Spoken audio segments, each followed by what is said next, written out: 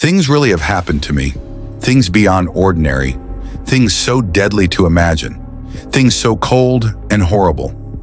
I brushed my teeth for the third time, ran out of the bathroom and grabbed my phone.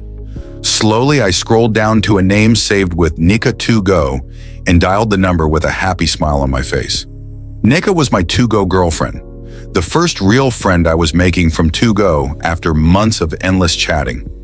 She was paying me a visit that very day, something like a return visit because we first met 2 weeks ago at her school, where we met each other for the first time.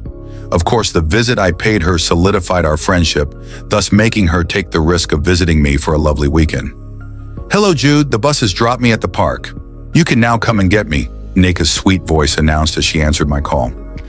I jumped up with joy before rushing out to pick her up. It wasn't hard locating her at the busy bus station.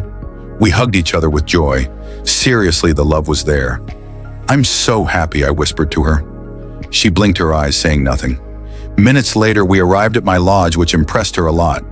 Your lodge is beautiful. It's so big, ooh. You go for a 3-story building. How much do you pay here?" she asked with admiration. We had a wonderful night gisting, joking and playing, before finally wrapping up the whole fun with a hot super sex. "I hope you aren't deceiving me," she asked with love in her eyes. "Of course not, my dear," I answered innocently. She smiled and closed her eyes. We went straight to sleep moments after. Unfortunately, I never knew a nightmare was coming. I woke up at exactly 3:15 a.m. the next morning to see my lovely visitor gasping for breath. Before I could understand what was happening, she collapsed on the bed. I fearfully stared at my unconscious visitor, confused, nauseous, and lost. "Please don't do this to me," I pleaded seriously. Tears fell from my eyes, my heart pounded furiously. The poor girl breathed her last. A very heavy breath it was before keeping still, leaving me all alone to my fate. All alone and hopeless. I was left with the choice to tell the truth. A freaking truth which no one would buy. "No, no, no," I cried with panic, jumped out of the bed and wore my trouser. My mind was set on going out to seek help, to scream, to cry out loud.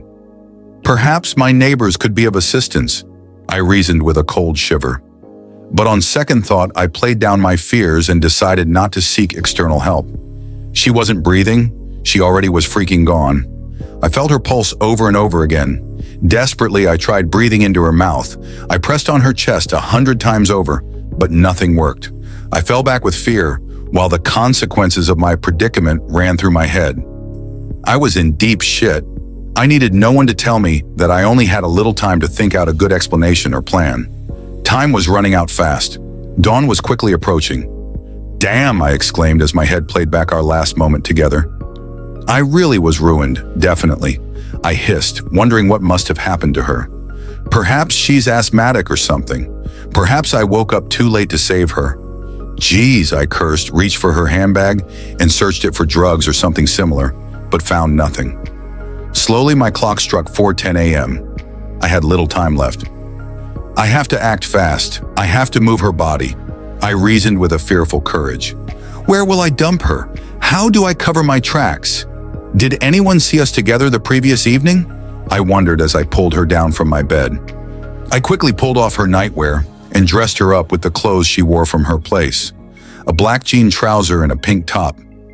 It truly was the most difficult and irritating task I have ever done in my life. What next? I asked myself as I looked out of my room window. The hostel lodge gate was still locked. There wasn't any way I could carry her out of the lodge without waking the gateman or seen by early morning weed smokers, annoying students who were fond of smoking hemp in front of some hostels. Moreover, the hostel lights were equally on and glaring. I rubbed my face in desperation. I was living at the topmost floor and so had little or nothing to hope on. It was a do or die affair. I left my room and took a quiet tour around the lodge. Fortunately, no one was outside, which really was a very big relief. I went round the lodge searching for a quiet hidden place I could dump Nika's body. Of course, I wasn't thinking of dumping her outside the lodge because there wasn't a way I could do it without being seen. I couldn't ask the gateman to open the gate without arousing suspicion, nor scale the fence with such a heavy load. I had to look for a spot within the lodge to dump the body. Finally, an idea quickly struck me. There was a staircase at the extreme end of Wing C, which was hardly used because the 3 stairs at the front and middle back of the big hostel was the most preferred by everyone. The staircase was exactly the kind of place I was badly searching for. There wasn't any bulb underneath it, like the other staircases. The bulbs were probably stolen, and so had poor visibility even in the afternoon. My only fear was that the cleaners who swept the lodge every morning might discover her on time, perhaps before I could be able to dispose her handbag and other belonging, which I intend disposing at a place very far from the lodge later in the morning. Seriously, I never imagined my heart could be as dark as it was that fateful morning, but it got me to realize that the heart of man is very dangerous, especially when faced with an unimaginable circumstance. I quietly carried her to the staircase, my heart beating wildly as I carried the heavy load. I needed a whole lot of luck to avoid detection. Only a single mistake could destroy everything I had planned. Luckily, I got to my destination without being seen. I calmly dumped and pushed her well underneath the staircase of the first floor. If things go as planned, perhaps it will take a day or two before she's discovered. I reasoned before another idea came into my head. I rushed up to my room, grabbed a bucket of water, came down and poured it all over her. I wasn't a biologist, but I felt it could destroy any evidence, like my prints which were on her body. Yeah, it might sound silly, but I felt a bit relieved after doing it, even though the water quickly spilled out towards the exit door, but it wasn't enough to draw attention. I grabbed the empty bucket and returned to my room. I knew nobody would investigate a spilled water in a lodge filled with students. Unless, of course, the cleaners. As I got to my room, I quickly cleaned up everywhere, packing up all of Neka's things in a big black sack bag, including her phone, which was the first in the list. But before doing it, I first logged into her To-Go account. Luckily, the application opened without asking for a password and deleted everything about me, including my phone numbers and text messages we shared. I knew the police had the means to get me if they were serious, but I did everything just as a precaution. I equally washed the bathroom and changed my bedsheet, made sure everything was in order before sitting down to rest. I was happy that at least I was safe for the moment, though still weak and disturbed. I took my bath, then decided to put something into my stomach. I had bread and tea at home. Trying to take the first bite of the bread, I heard a knock on my door. Thank God the knock I heard on my door was from my neighbor. He needed my iron to press his cloth before light goes off. I gave him the iron and told him not to bother about returning it himself. I will pick it up later.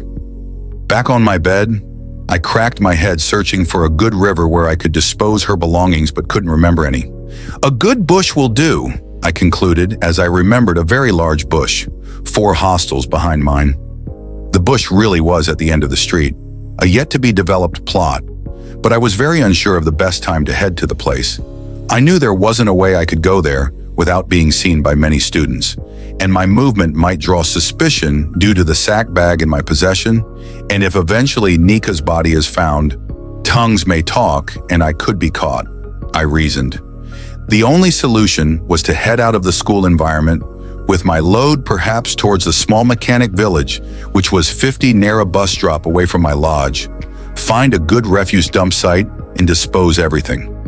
Luckily, her body wasn't discovered that morning, and so by 7:45 a.m., I smashed her phone's SIM and memory card, wrapped the debris in a small nylon, before flinging it with the phone back into the sack bag. Soon after, I left the lodge with my load and headed towards Mechanic Village, nervous, shaken, but determined. It was very easy to find a burning refuse dump site when I got there. I quickly disposed everything and headed back to my lodge a bit relieved. All that was left was to sit and wait for the poor girl to be discovered. I kept to myself, acting cool and trying hard not to behave in a way that could draw suspicion. It wasn't easy. I couldn't eat, sleep, nor do anything. I was conscious of everything. Plus, I began seeing things. Strange, weird things. Perhaps it was my imagination. Perhaps it was guilt and fear. But I truly wasn't myself anymore. I didn't kill the girl, but I wronged her spirit. I felt she was everywhere I went, staring at me with her dark eyes. Then she was discovered. An early Monday cry from one of the cleaners ripped the whole lodge apart. Fear gripped my soul. The sharp cries shook the entire lodge, frightening me tremendously. My heart furiously pounded. The day of reckoning finally has arrived. I waited for a few minutes in my room as I tried so hard to compose myself. Just like other students, I had to check out the cause of the cry and noise coming from downstairs. I wished I had traveled, but truly it was very bright of me to stay put in the lodge instead of traveling, because I had to be around in order to follow events and plan ahead. Moreover, the hostel was a large one, but it never stopped students who lived in it from knowing each other's habit. And as I hardly traveled, who knows, I could be suspected. Yes, I was so scared that I felt every step I took could lead anyone to suspect me, even though I was far from being one of the hostile terrors, nor cultists who could easily be suspected as the hand behind such a deadly act. I drank a glass of water before heading out of my room. I slowly headed downstairs towards where I dumped Neka's body days ago. You can't imagine how nervous and scared I was as I slowly made my way to that place. Hundreds of students were already at the staircase when I got there. Students from the neighboring hostels alike. I greeted some of my neighbors who told me of the terrific discovery. I pretended to be shocked and forced my way to the front of the crowd. After a little struggle, I succeeded in getting close to Neka's body, which was already pulled out from the staircase. The poor girl was now lying just some steps away from where she was originally dumped, looking pale as ever. I drew a bit close as if I was very concerned. "Do you know her?" a girl quickly asked me. I turned to see almost everyone staring curiously at me. I swallowed hard with tension. My guilty conscience shook me like an earthquake. "What?" I stammered. "Do you know her?" the hostel president asked before the girl could repeat her question. "Hell no. That's exactly what I came to check," I managed to reply, dashing all their hopes. "Nobody knows her. She has no ID or anything." The girl who asked the first question explained, while I shrugged, saying nothing. I felt relieved. The inner joy was cut short when a cleaner asked me if I had left my room at all today. Why throwing that question at me? I replied very quickly, though I was down with fear and worry. Everyone's attention was on me. The cleaner repeated the question and urged me to answer. I am finished. I was trembling with fears. Everything that happened came back to me in a flash. The chat, the lovemaking, the death, all that event was spinning through my head. I was running mad. All I could hear now was the wind of voices around me, shouting, "Answer her! Answer her! It's over! Maybe I should just confess." It really been a long time I prayed to God, but I prayed a silent to God to save me from this and give me a second chance to correct my bad ways of live.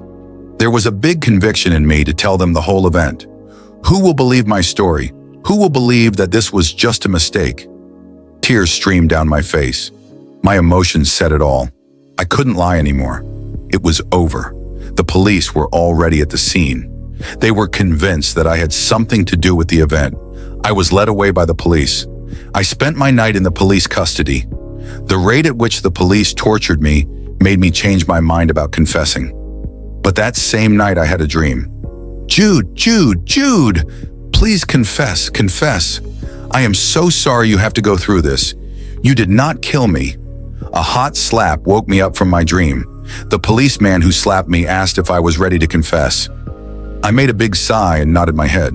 I told the police everything that happened. Trust Nigerian police. They won't believe that kind of story. They concluded that I killed Neka. Getting in touch with Neka's family was very hard. I did not know any of her people. We were just chatmate. Her belongings were later recovered from where I disposed it. The police got in contact with her family. I later learned that Neka was the only child of a rich single mother. The case was taken to court. No one believed me. I was sentenced to be killed by hanging. I looked straight at my family. My mom was weeping bitterly, how she had labored on me. She kept shouting, "No, no, no, you can't kill my son."